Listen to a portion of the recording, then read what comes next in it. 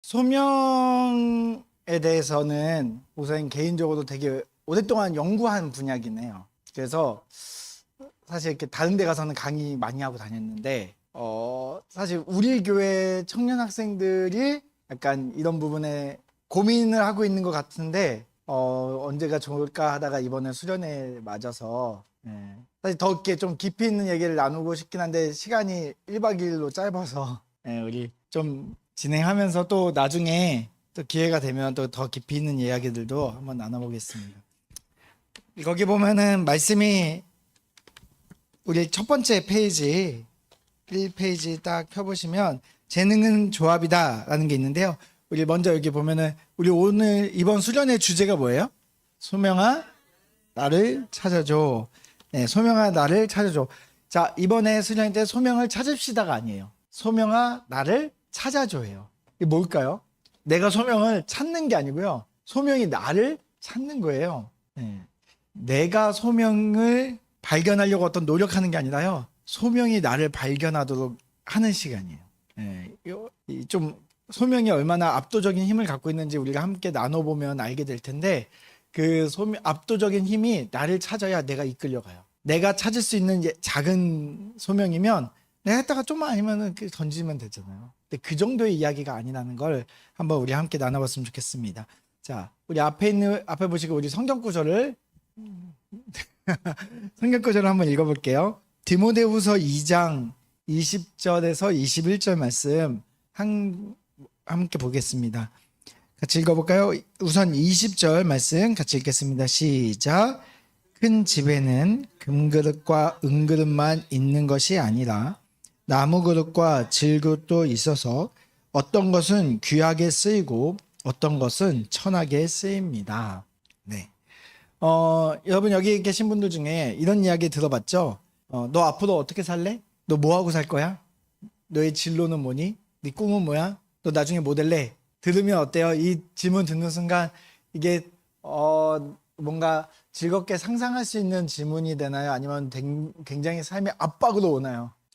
굉장한 압박이죠. 뭔가 내가 그래도 하나 정해놨으면 그나마 괜찮은데 아직 못 정한 사람 같은 경우에는 지금 뭐라고 할 얘기도 없고 너무 큰. 근데 여러분 어릴 때는 이것에 대한 대답하기가 쉬웠어요.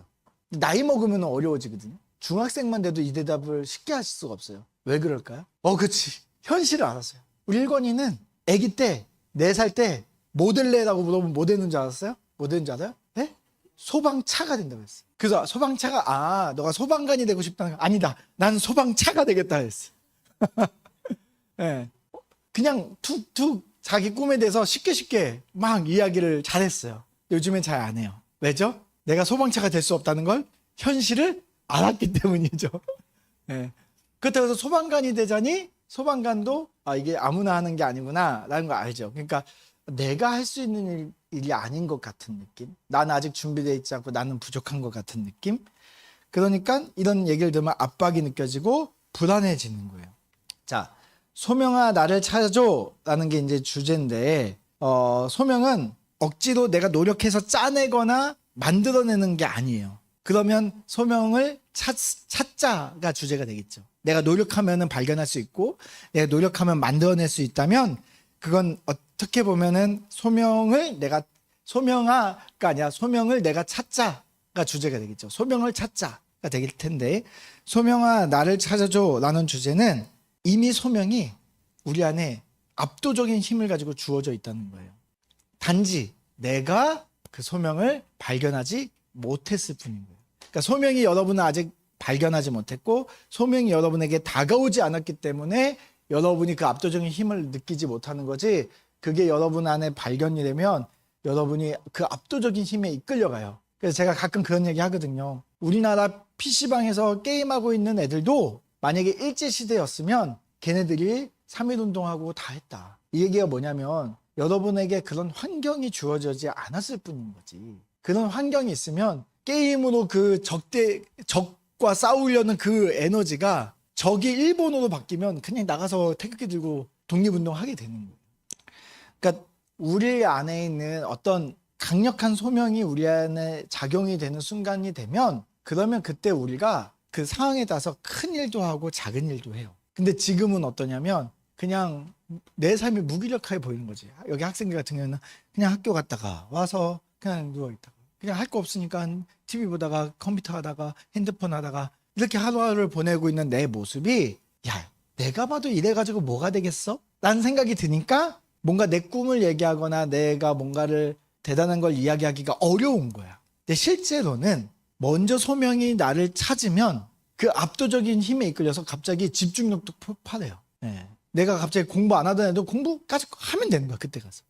그러니까 우리에게 그 압도적인 힘에 이끌리는 그 소명의 힘을 못 느껴서 내 인생이 억지로 공부하고 있고 꾸역꾸역 하고 있고 뭔가 인생에 대해서 내가 힘들게 고민하고 있는 거지. 그 소명을 발견하면 그 힘은 여러분이 생각한 것보다 굉장히 압도적이에요. 예, 그래서 우리 한번 여기 보면은 우리가 아까 읽었던 말씀을 다시 한번 살펴보면 이렇게 이야기하죠. 큰 집에는 금그릇도 있고 은그릇만 있는 게 아니라 뭐하고 뭐도 있어요? 예, 질그릇이 보여요. 사기는 되게 비싼 것 같고 그 박물관에 가면은 톡이 있잖아요. 톡이 건드리면 톡 부러질 것 같은 그런. 그러니까 실제로 여러분이 인도에 가서 그 짜이라는 티를 길거리에서 계속 팔거든요. 옛날에는 50원이었는데 요즘 얼마인지 모르겠어. 그냥 길에 가면 사람들이 계속 짜이 하면 딱 주면 그 흙그릇에 쫙 부어줘요. 그럼 먹고 그 흙그릇을 어떻게 할까요? 울로 치면 반납하는 거 해야 되거나 이렇게 반납하는 데다가 놔둬야 되는데 인도는 먹고 그 흙그릇은 바닥에 팡 해요. 그럼 바닥에 그냥 흙이 되는 거야. 그냥 한 번 쓰임 받고 그냥 죽는 거지. 자, 여러분, 여러분의 인생이 금그릇 같아요, 은그릇 같아요, 나무그릇 같아요, 질그릇 같아요. 뭔 거 같아요? 나 무슨 그릇인 것 같아? 스스로가 볼 때. 금그릇? 은그릇? 금그릇이 이게 교만한 것 같고 나무그릇, 질그릇 가기는 싫고 그래서 은그릇. 실버 버튼. 자, 선영이는 무슨 그릇인 것 같아? 스스로. 은그릇. 좋은 포지션을 잡는 거야? 자, 나무 질은 가고 싶지 않아. 그치? 특히 질그릇은 너무나 가고 싶지 않아. 한 번 쓰임받고 버려지다니. 자, 하민이는? 자, 그러면 우리 대부분이 어디를 향하고 있냐면 금그릇을 향하고 싶어 하죠. 그죠? 근데 여기에 보면 금그릇과 은그릇과 나무그릇과 질그릇인데 어디에 있냐면 큰 집에 있대요. 그 큰 집은 어딜 얘기하는 거냐면 하나님이 이끄시는 하나님의 나라 그 전체에 대한 이야기거든요. 거기에는 금그릇도 있고 은그릇도 있고 나무그릇도 있고 질그릇도 있대요.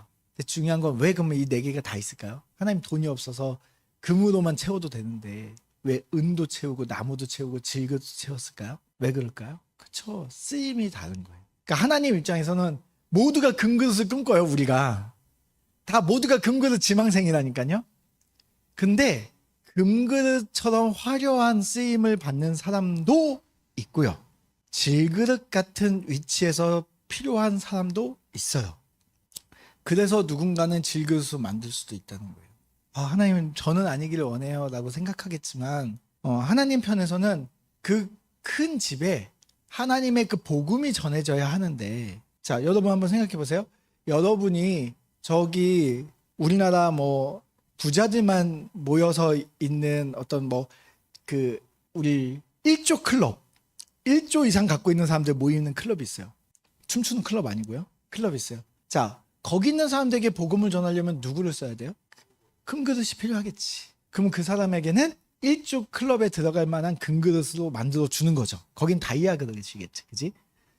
근데 또 그 복음이 누군가는 저 그냥 시골에 그 어떤 할머니 할아버지들이 모여 사는 마을에 그 복음이 전해져야 된다면 거기도 금그릇 갖고 갈 수 있어요? 안 돼요. 그 마을에 들어가 살 만한 질그릇으로 만들어야 되는 거죠. 저는 개인적으로는 대형교회 목사들을 존경하진 않아요. 미안해요. 대단한 분이에요. 실제로 저 온누리교회 목사님하고 1대1로 여러 번 대화해봤거든요. 근데 대단한 분이에요. 존경할 만한 분이야. 근데 저는 개인적으로 그분들의 아픔과 힘듦이 있어요. 큰 교회에 있으면.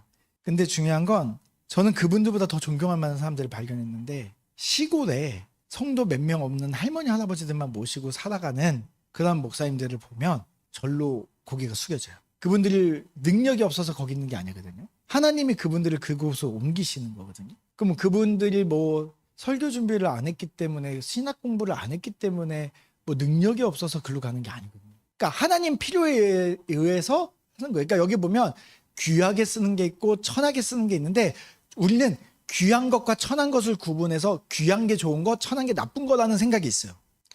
이게 우리가 이번 기간 동안 좀 빼야 될 세상의 생각이에요. 여기서 핵심은 뭐냐면 쓰이는 거예요. 귀하게 쓰이느냐, 천하게 쓰이느냐예요. 귀한데 못 쓰이고 천한데 주인이 쓰지 않는 그러한 그릇이 아니라 쓰이는 게 가장 중요한 거예요. 내가 어떻게 쓰이는지는 중요하지 않아요. 하나님이 오늘 나를 불러서 그 짜이를 마시고 땅바닥에 버려지는 일회용 흙그릇처럼 오늘날 우리로 치면 일회용 컵처럼 그렇게 하나님이 팡 쓰임 받게끔 만드셨다면 그 쓰임에 맞게 쓰여지는 게 중요한 거죠. 내가 종이컵으로 태어났는데 아니야 나는 이렇게 쓰임 받으면 안 돼. 나는 5성급 호텔에 미슐랭 셰프가 만드는 최고급 요리를 담아야 돼 라고 생각하면 안 된다는 거예요. 자, 그러면 여러분 한번 생각해 봅시다. 그릇을 만드는 사람이 있어요. 예, 우리 뭐 옛날에는 토기장이라고 했는데 여기 뭐 금그릇 나무 그릇도 있으니까 뭐 목공하시는 분도 있고 다 있겠죠. 자, 그릇을 만드는 사람이 있는데 그 그릇을 만들 때 그 만드는 재료와 모양을 언제 고민할까요? 마지막에 처음. 자, 그럼 우리 도자기를 만들 때 주전자 모양이 있고 컵 모양이 있어요. 자, 이거를 주전자로 쓸지 컵으로 쓸지 언제 결정할까요? 만들기 전에 결정할까요? 다 만들고 마지막에 딱 보고 이건 주전자로 써야 되겠다라고 생각을 할까요? 언제 결정할까요? 언제? 처음 결정하겠죠. 그 얘기는 뭐냐면 여러분의 인생이 금인지 은인지 나무인지 질인지가 언제 결정될까요? 여러분이 이 땅에 태어나기도 전에. 그러니까 하나님이 여러분을 향한 놀라운 계획을 가지고 계시다는 얘기가 뭐예요? 여러분이 이 땅에 태어나기도 전에, 예수님을 믿기도 전에, 그냥 여러분이 이 땅에 하나님이 여러분을 보내시는 그 순간 여러분에게 강력하게 하나님이 여러분을 어떻게 쓸지를 결정하고 보내셨다는 거예요. 자, 그러니까 여러분을 어디다 쓸지, 여러분이 어떤 존재로 살아가야 될지가 사실은 정해져 있는 거죠. 그러니까 이게 실수하면 안 돼. 이 얘기를 듣고 운명이야. 공부 안 해도 정해져 있어.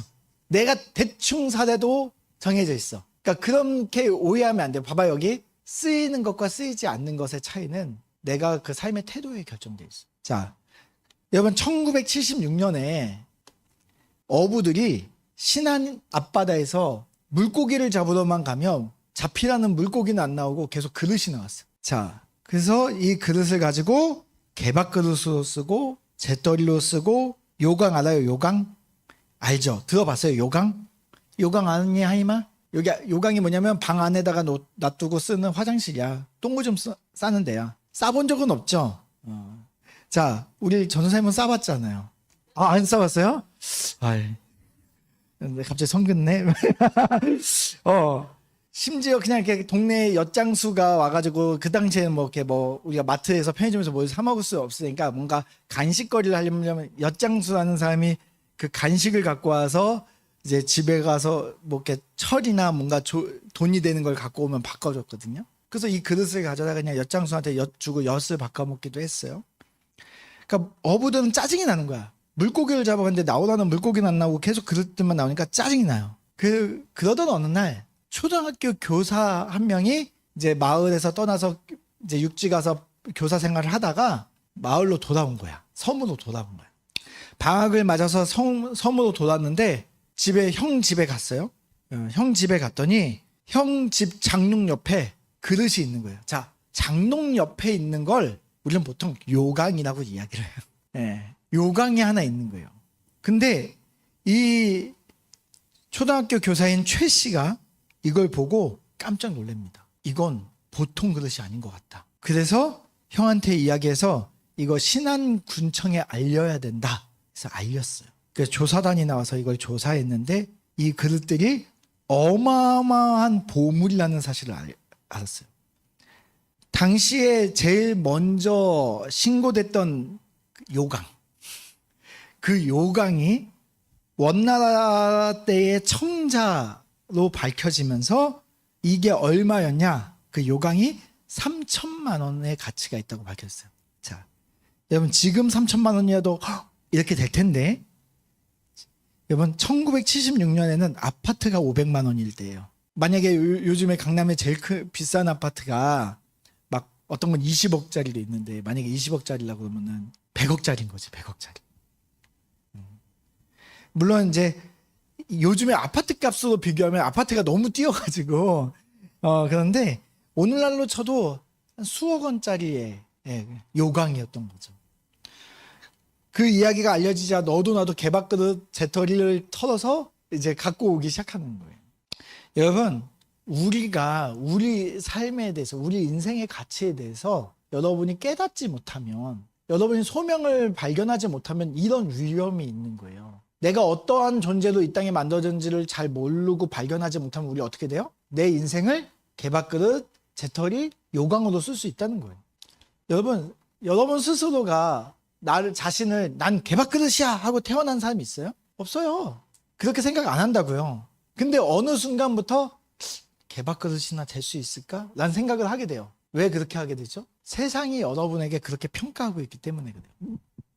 야, 너 그 성적으로 뭐가 되려고 그래? 그게 부모님이 될 수도 있고 학교가 될 수도 있고 야, 너 이렇게 이 정도 실력으로는 세상에 나가면 아무것도 할 수 없어. 아, 나 아무것도 할 수 없구나. 하나님은 분명한 계획을 가지고 만드셨는데 세상이 넌 아무것도 할 수 없어라고 그러니까 하나님도 날 어떻게 할 수 없다고 믿는 거야. 우리가 세상의 이야기를 너무 많이 듣는 거죠. 여러분의 마음은 깨끗한 도화지인가요? 그렇지 않아요. 여러분이 보는 어떤 드라마, 게임, 뭐 유튜브 영상, 수많은 이야기를 듣죠. 그 이야기라는 게 어떤 힘이 있냐면 이야기는 그 이야기가 내 안에 공감이 되는 순간 여기에 이렇게 새겨져요. 그래서 옛날에 그런 얘기, 야, 그 성적에 잠이 오냐? 라는 그 성적에 잠이 오냐? 라는 그 타이틀 하나가 어마어마한 그 반향을 일으킨 적이 있어요. 그때부터 학생들이 잠을 안 자. 자면 실패자인 거야. 밤을 새서 막 공부해야 되는 거야. 막 코피 흘리고 기절해야 되고 막 이렇게 사는 거지. 그게 한국 사회의 기본이었을 때가 있었어요. 그 성적에 잠이 오냐. 그러면 그 얘기를 딱 듣는 순간 그게 공감이 되면 여기에 딱 쓰여지는 거죠. 뭐라고 쓰여질까요? 들었을 때는 그 성적에 잠이 오냐가 들었어요. 근데 여기 쓰여질 땐 뭐라고 쓰여질까요? 성적이 안 좋으면 잠잘 자격도 없어. 그렇게 쓰여지는 거죠. 여러분, 우리의 정체성 말이 어렵지만 너의 도대체 네 정체는 뭐야? 이런 이야기거든요. 다시 말하면 넌 왜 존재해? 라는 이야기예요. 자, 여러분, 세상이 여러분을 평가할 때 여러분을 세상에서 여러분을 평가하는 방법은 오직 숫자로만 평가합니다. 여러분, 학생 때만 성적표 받는 줄 알죠? 안 그래요. 청년이 돼서 다녀도 숫자도 평가하고요. 직장을 다녀도 평가하고요. 심지어 목사님들 모이면요. 목사님들 뭘로 평가할까요? 야, 목사님들 10명 있으면 각자 교회의 성도가 몇 명인지 갖고 평가해요. 그래서 성도들이 많은 사람들은 다 어깨에 힘주고 앉아있고요. 이렇게 성도가 적으면 목사님들도 이렇게 돼요. 세상의 평가에 눌려 사는 거죠, 우리가. 자, 여러분, 성적, 외모도 어때요? 숫자도 평가하잖아요. 키, 숫자도 평가하죠. 모든 걸 등급으로 나누죠. 모든 걸 눈에 보이는 수치화하고 그 수치를 갖고 뭘 하죠? 그 다음에 수치한 다음에 줄을 세워요. 그 줄을 세우면 어떻게 돼요? 내가 일주일을 밤새서 공부를 했어. 근데 하정이는 한 달을 밤새서 공부했어. 그래서 일주일 밤새는 애는 어떻게 되는 거예요? 그러면 앞으로 갈 수 있어요? 없어요? 없는 거죠. 그러니까 내가 어떻게 돼요? 나는 일주일밖에 밤을 못 새. 이렇게 되는 거예요. 그러니까 스스로가 뭘 가지고 스스로를 평가하는 거예요? 세상이 만들어 놓은 기준, 다른 타인과의 나를 비교해서 나를 발견하고 있는 거예요. 이런 방법으로 발견하면요, 발견할 수가 없어요. 왜 그러냐면 세상이 어떤 것이냐면요, 여러분 혹시 거울의 방 뭐 이런 거 보신 적 있어요? 요즘에는 놀이동산에도 잘 없던데 들어가면 막 이렇게 보이기도 하고 이렇게 보이기도 하고. 여러분 속지 마요. 옷가게 가서 봤을 때 옷이 너무 이뻐서 샀는데 입어봤더니 괜찮아서 샀는데 집에 오니까 별로일 때 있죠. 왜냐하면 옷가게의 거울은 여러분을 길어 보이고 날씬하게 보이는 거울을 설치해 놨어요. 그리고 여러분이 안경점이나 화장품 숍에 가면 어떻게 돼요? 여러분이 못생겨 보이는 거울을 설치해 놨어요. 왜 그럴까요? 여러분이 거길 가면 내 얼굴을 안경으로 가려야 되겠다는 생각. 안경을 벗었을 때보다 안경을 쓸 때 내가 훨씬 낫다는 느낌을 받는 거예요. 여러분이 화장품 가게 가면 내가 화장을 안 하고 살면 안 되겠구나 하는 생각이 들게 만드는 게 다 상술이 그렇게 돼 있다고요. 세상은 온전한 거울로 여러분을 비춰주지 않아요. 여러분이 학교에 다니면서 학교가 여러분에게 여러분이 어떤 존재인지를 발견할 수 있게 비춰줄까요? 물론 그럴 때도 있어요. 근데 대부분 어떻게 되냐면 여러분을 다른 모습으로 발견하게 돼요. 그래서 오목 거울 앞에 쓰면 이상하게 길쭉하게 보이고, 블록 거울 앞에 있으면 이상하게 넓어 보이고, 그냥 내가 거울 앞에서 내 모습을 보면 괴물처럼 찌그러져 보이는 거지. 자, 내가 내 모습을 볼 수 있어요? 여러분이 볼 수 있는 건 손, 발 뭐 이 정도잖아요. 얼굴을 볼 수 없잖아요. 그러니까 뭔가 내 정체를 알려면 거울이 필요해요. 비치는 게 필요하다고요. 근데 내가 온전한 거울 앞에 서서 나를 발견해야 되는데 찌그러지고 망가진 거울 앞에 서면 나를 온전히 발견하지 못하고 찌그러지고 망가진 나를 발견하게 된다고요. 그래서 우리가 세상에서 나의 모습을 발견하려고 하면 세상이라는 거울 앞에 가면 나는 그냥 개밥그릇 재떨이 요강이 되는 거예요.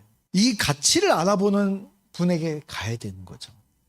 자, 여러분, 성경에서 말하는 세상은 어떤 곳이에요? 성경은 세상에 대해서 하나님이 만드신 아름다운 곳이라고도 이야기를 하지만 만들기는 아름답게 만드는데 죄가 들어오면서 찌그러진 곳이라고 이야기를 해요. 그래서 그 찌그러진 곳 앞에 서서 나를 마주보면 어떻게 되는 거예요? 나 스스로가 형편없는 존재로 보이게 되는 거죠. 세상에서 여러분에게 끊임없이 뭐라고 망가진 거울이 소리치나요? 야, 경쟁에서 이겨야 해. 남들이 부러워하는 것을 네가 가지고 있어야 돼. 남들이 부러워하는 직장, 남들이 부러워하는 대학교 졸업장, 남들이 부러워하는 외모, 남들이 부러워하는 무슨 옷, 신발 이런 거 갖고 있어야 돼. 그래야 네가 소중한 거야 라고 세상은 얘기해 준다. 제가 한 번은 제가 전에 이제 청소년들 사역하고 있는데 거기에 여학생이 저한테 와서 이런 얘기를 하는 거예요. 목사님, 우리 교회에는 오징어밖에 없어요. 그래서 제가 그 청소년 자매인데 고등학생이었는데 이야기를 했어요. 그만 아이돌 좀 쳐다봐. 맨날 아이돌 보다가 와가지고 교회 보니까. 그래서 제가 그 자매의 비수를 꽂아줬어요. 너도 오징어에서 크게 다르진 않아.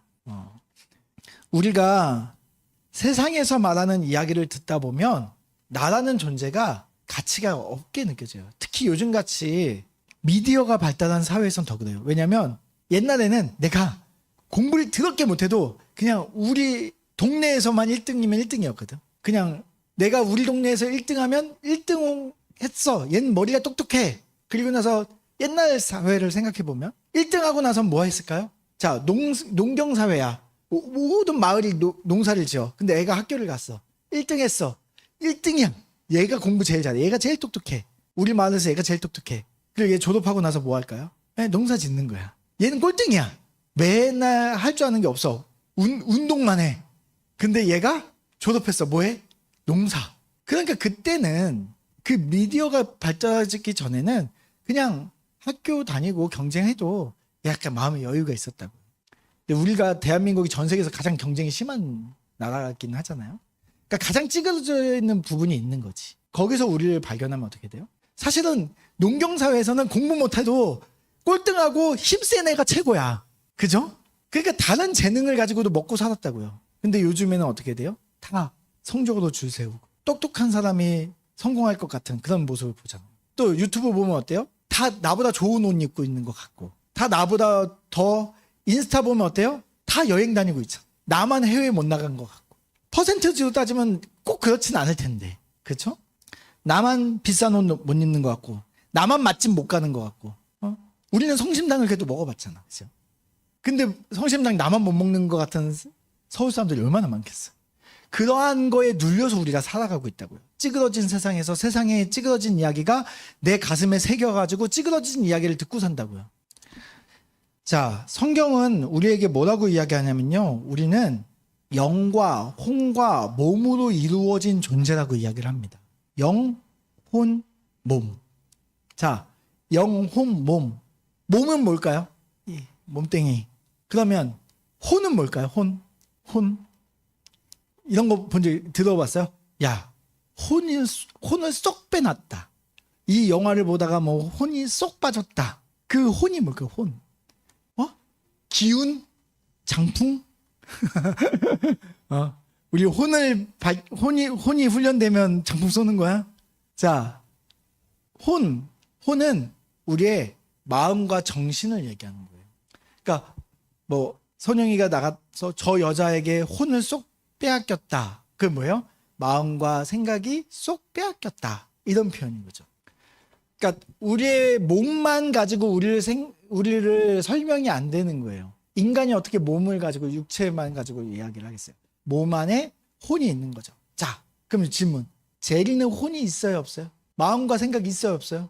있죠. 동물도 혼은 있어요. 자, 여기까지만 놓고 보면 혼과 몸은 모든 생명체들에게 동일하게 있는 거예요. 자, 그런데 앞에 있는 영, 제일 앞에 있죠? 영은 오직 인간에게만 주어진 거예요. 우리가 왜 가치가 있냐면요. 우리가 영을 가지고 있기 때문에 그래요. 여러분이 질그릇으로 태어났는데 안에 다이아가 하나 박혀 있네? 그럼 여러분 얼마짜리예요? 자, 1억짜리 다이아가 하나 박혀 있어. 그릇은 10원짜리 질그릇이야. 그럼 여러분 가치는 얼마예요? 그런 거지. 그러니까 우리 안에 영은 하나님의 모습을 닮아 있는 부분이거든요. 하나님이 영이고 우리가 인간도 영이 있어요. 다른 동물에게는 없어요. 제리도 없어요. 네. 오직 인간에만 영이 있어요. 자, 우리 안에 영이 있기 때문에 우리는 특별한 존재가 되는 거예요. 다른 동물하고는 다른 하나님을 닮은 영역이 있거든요. 여러분, 다른 동물들은 왜 저렇게 큰 건물을 못 짓죠? 왜 다른 동물들은 우리처럼 고도화된 뭐 문명을 못 만들죠? 왜 걔네들은 스마트폰을 가지고 생활하지 않죠? 우리 안에 창의적이고 지적인 어떤 특별한 하나님의 영역이 닮아 있는 거예요. 그 영에서 나오는 거예요. 그렇기 때문에 우리는 다른 동물들과 차이가 있게 살아가는 거거든요. 자, 우리가 몸은 숫자로 표현이 가능해요. 키가 몇이고, 시력이 몇이고, 뭐 힘은 얼마나 세고, 다 숫자로 3대 맺히는지 뭐 이런 거는 숫자로 다 가능해요. 자, 그런데 영과 혼은 숫자로 얘기가 안 돼요, 잘. 근데 학교에서는 뭘 가지고 여러분을 평가하죠? 여러분의 영과 혼과 몸 중에 뭐만 갖고 얘기를 해요? 여러분의 몸만 갖고 이야기를 하잖아요. 여러분의 두뇌. 얼마나 암기력이 좋고 얼마나 계산력이 좋고 이거 갖고 이야기하는 거죠. 우리는 숫자로 평가받는 물질적인 존재를 뛰어넘는 존재예요. 영적인 존재이기 때문에. 자, 뭐 우리 집에 어떤 한 아이의 모습일 수도 있는데 시험 기간에 지 공부하기도 벅찬데 친구와 밤새 전화하고 인스타 대화하며 친구의 고민 상담을 들어주는 학생이 있습니다. 자, 만약에 있다고 치면 자, 그런 학생은 학교에서 어떻게 평가하죠? 훌륭한 학생이라고 평가하나요? 그럼 뭐라고 이야기하죠? 그냥 성적이 나쁜 친구인 거죠. 그렇죠? 자, 그런데 그래서 그 친구의 성적표는 엉망일 수밖에 없어요. 근데 여러분이 생각할 때 그런 친구 참 소중하고 아름답지 않나요? 아니요, 여러분도 성적표 좋은 친구만 아름답나요? 성적과 상관없이 내 옆에 내가 힘들 때 내 옆자리를 지켜주고 내 고민을 들어주는 친구가 있다면 진짜 소중하지 않겠어요? 자, 그 아름다움은 어디서 평가를 받을 수 있냐는 거예요. 학교 성적표에 나오나요? 물론 뭐 학교 생활기록부 같은 데 한 줄 써있긴 하겠죠. 생기부에.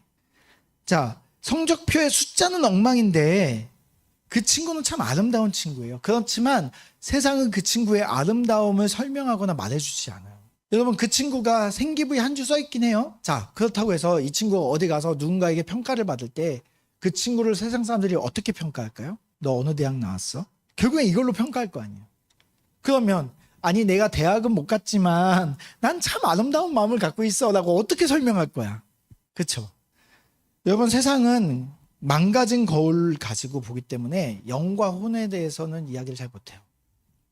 기껏 해봐야 혼에 대해서 조금 말하고 있는 시대를 살고 있죠. 대부분은 육체를 가지고 이야기를 합니다. 근데 우리는 세상이 말하는 그 숫자가 아니라요, 내가 어떤 사람인지를 온전한 거울 앞에 나아가서 발견해야 돼요. 자, 온전한 거울은 어디 있을까 그러면? 내가 어떤 사람이지? 나는 왜 존재하지? 나의 정체는 뭐고? 나는 왜 태어났지? 이거를 발견하려면 나 어디로 가야 될까요 그러면? 어디에 그 온전한 거울이 있을까요? 네, 나를 만드신 하나님 앞에 나아가야 되는 거죠.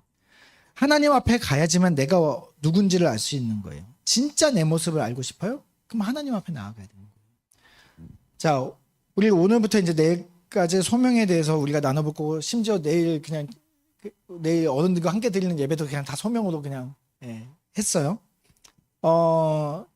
여러분이 소명에 대해서 오해하는 것들을 먼저 제거했으면 좋겠는데, 세 가지를 제거해야 되거든요. 첫 번째는 소명이 곧 직업이라는 생각. 여러분, 소명은 따라해볼까요? 소명은 나다. 나. 그러니까 나라는 존재에 대한 정체성이라고 소명을 이야기했잖아요. 그러니까 내가 도대체 누구야가 소명이에요. 직업은 나를 설명할 수가 없어요. 성적표는 여러분을 설명할 수가 없어요. 나라는 존재, 그게 소명이고, 직업은 뭐냐면 옷 같은 거예요.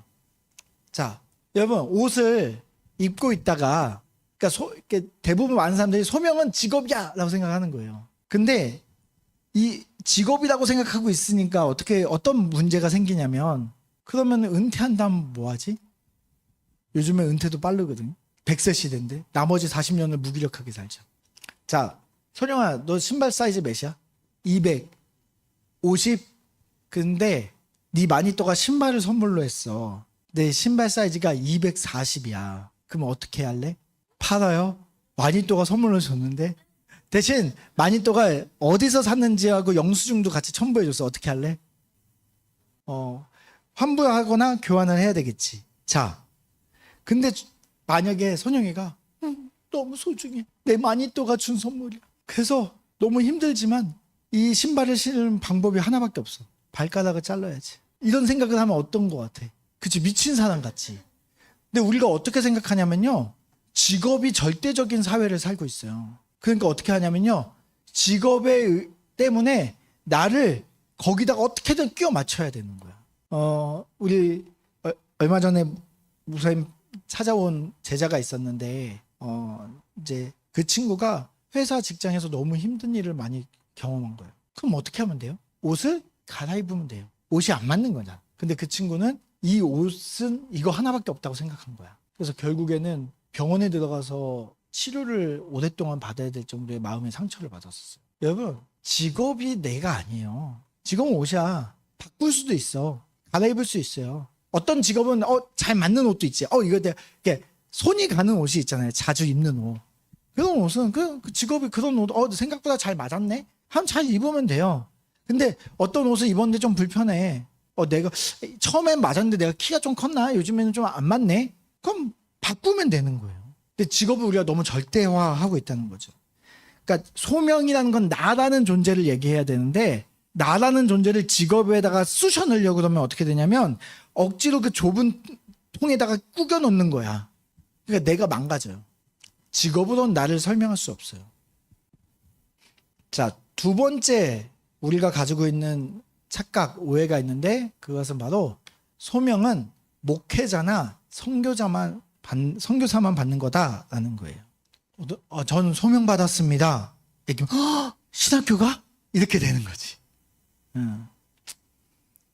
아니면 어느 날 이렇게 기도하고 이제 뭐 수련회 때 이럴 때 막 이제 하나님의 부르심에 내 삶을 드릴 사람 나오십시오. 막 고민하고 나가고 막 딱 그러고 나니까 이제 고민을 하는 거지. 난 뭐 해야 되지?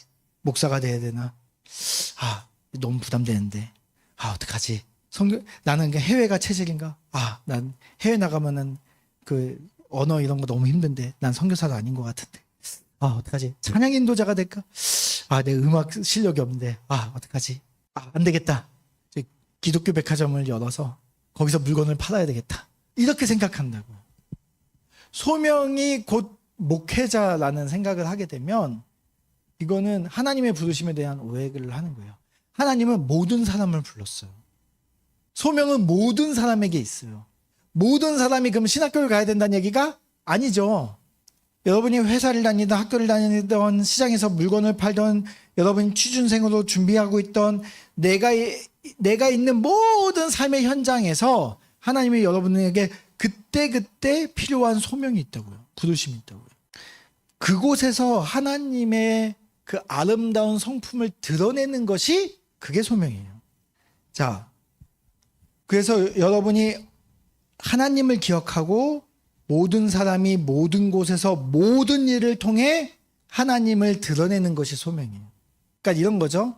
내가 학생인데 학교를 다니고 있는데 어느 날 하나님의 부르심을 들었어요. 그러면은 선생님 전 신학교를 가겠습니다 하고 가방 싸들고 나오는 게 아니라 그곳에서의 하나님의 부르심을 기억하고 내가 뭘 하지? 내가 이곳에서 하나님의 아름다움을 어떻게 드러낼 수 있을까? 학교에서 내가 친구들을 위해서 뭘 할 수 있지? 내가 이곳에서 복음을 전하려면 내가 뭘 하지? 아니 복음을 꼭 복음 전하는 거 전도해야 된다는 얘기가 아니에요. 내가 이곳에 내가 하나님의 성품인 사랑을 흘려보내기 위해서 어떡하지? 그래서 시험 전날에도 인사하면서 그 친구와 통화하며 고민 상담을 해주는 것을 거룩한 포기와 선택을 하는 거죠. 세 번째 착각은 여기까지만 하고 일단 마무리할게요. 세 번째 착각은 소명은 성적표에 적혀 있다는 거예요. 우리 계속 앞에서 이야기했지만 소명은 성적표에 적혀 있는 게 아닙니다. 여러분이 누구인지는 성적표에 적혀 있지 않아요. 여러분 이 세상에 살고 있는 대부분의 사람들은 공부를 못했습니다. 근데 다 살고 있잖아요. 어른들 봐봐. 그죠? 근데 우리는 모두가 공부를 잘해야 살 수 있을 거라고 생각을 하는 거죠.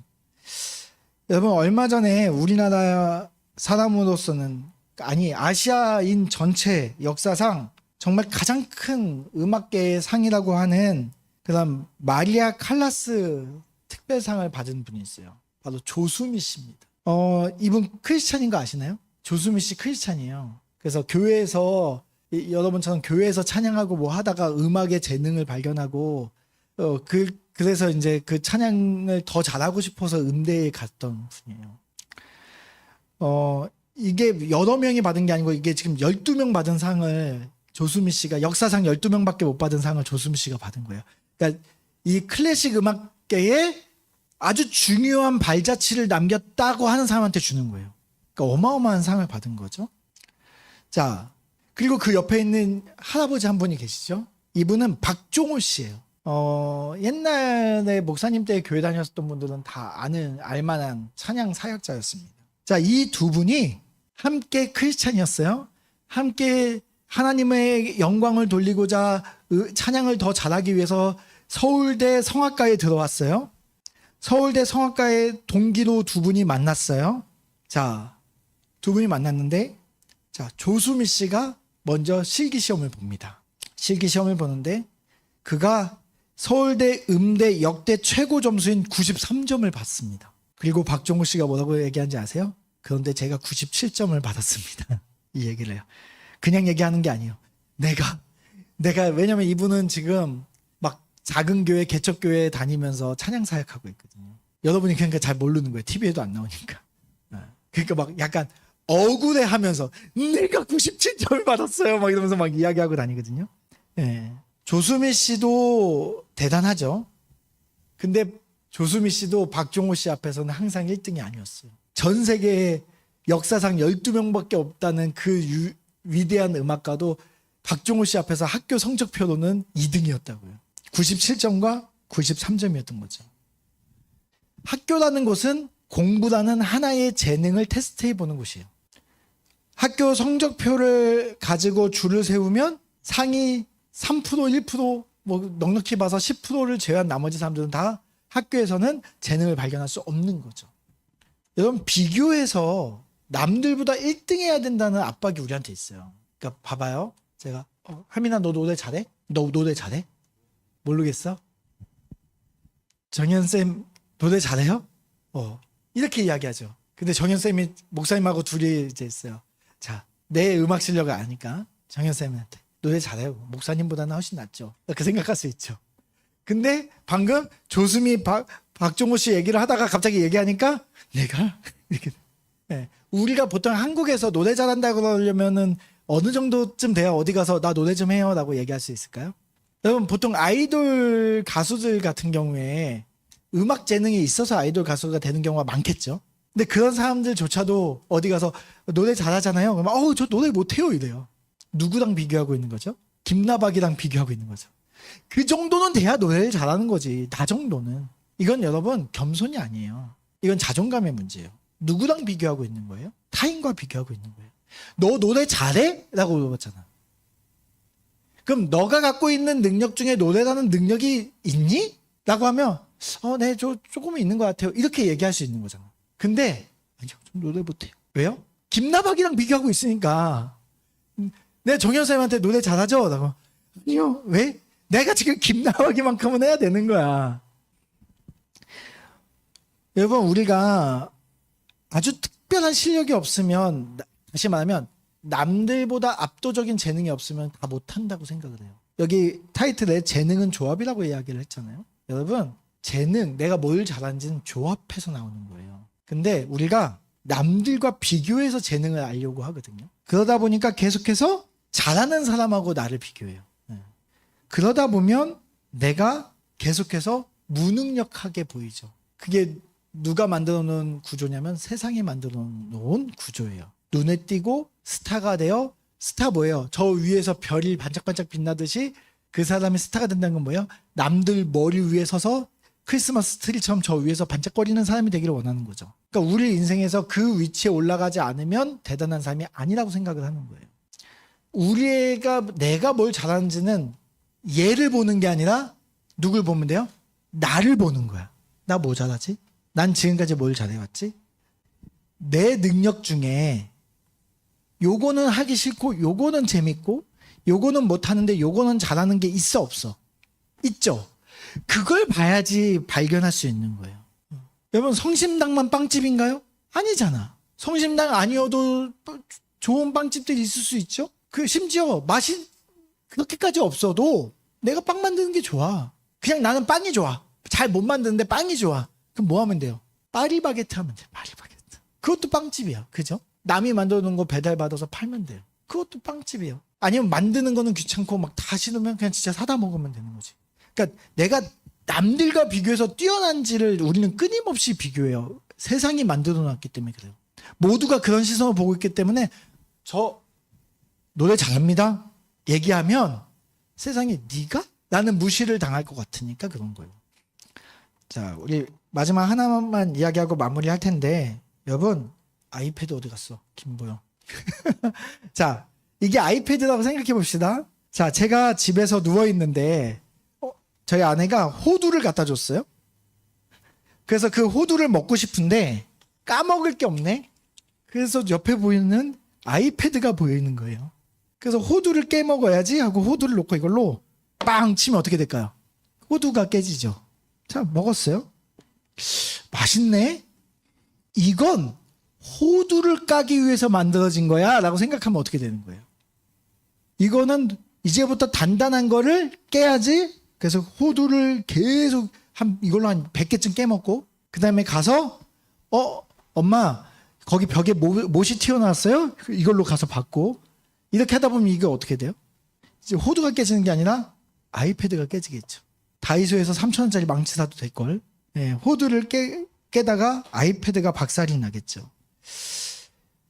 이 아이패드라는 건 최첨단 태블릿, 그 안에 다양한 프로그램이 있어요. 이걸로 누군가는 음악을 만들어내기도 하고, 누구는 그림을 그리기도 하고, 누군가는 이것을 통해서 엄청난 일들을 막 하고 있어요. 하지만 그것으로 단단한 호두를 깨먹거나 벽에 있는 못을 받고 있다면 당장 호두는 깨질지 모르지만 시간이 지나면 망가지고 전체를 못 쓰게 되죠. 여러분 안에 진짜 소명과 여러분이 왜 이 땅에 태어났는지 정체성, 그 본질을 발견하지 못하면, 그러면 여러분이 깨지는 거예요. 공부를 잘한다, 수학을 잘한다, 그 사람이 할 수 있는 여러 가지 중에 하나인 거야. 호두 하나를 깰 수 있는 정도야. 수학 잘한다고 해서 이 사람은 그 수학 하나로만 인생을 살아가는 게 아니라는 거예요. 우리는 그것을 통해서 뭔가를 해야 되는 존재예요. 음악을 잘해. 그걸 통해서 뭔가를 해야 되는 거예요. 우리 은성이가 목사님한테 그런 얘기 해준 적 있거든요. 저는 음악적 재능이 있는 게 아니라 전 노력을 잘해요. 이런 얘기 하거든요. 그럼 노력을 잘하는 것과 음악적 재능은 어떤 관계가 있는 거죠? 이건 조합이에요. 조합.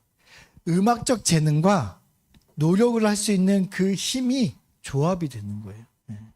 그래야 뭔가 나오는 거예요. 조합이 될 때. 자, 그래서 여러분 여기서 일단은 오전 강의는 마무리할 텐데요.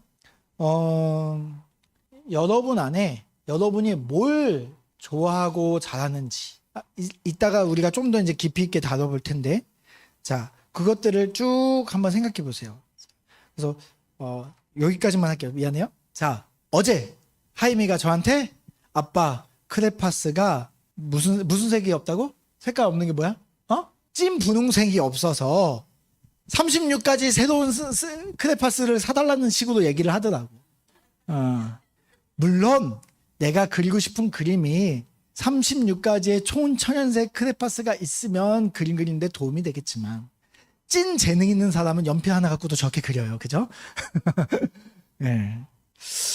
여러분, 우리는 조건, 스펙을 너무 따져요. 무슨 색깔이 있어야 뭘 할 수 있고, 나한테 3가지의 스펙이 있으면 이거 갖고는 부족하고, 10가지의 스펙이, 세상이 그렇게 여러분에게 이야기하고 있다고요. 내가 가진 것이 얼마나 많은지 적은지를 우리는 따지지만 그건 중요하지 않아요. 여러분이 연필 한 자루라도 상관없어요. 누구 손에 들려 있는지가 중요한 거죠. 그죠? 크레파스를 제 손에 들려 있는 것보다 피카소가 연필 하나 들고 있는 게 훨씬 나은 거예요. 여러분, 그래서 여러분이 하나님 앞에 나아가야 돼요. 그리고 하나님께 답을 들어야 되는 거예요. 하나님 손에 들려 있어야 돼요. 그래서 여러분, 마지막 21절 말씀 같이 읽어볼까요? 시작.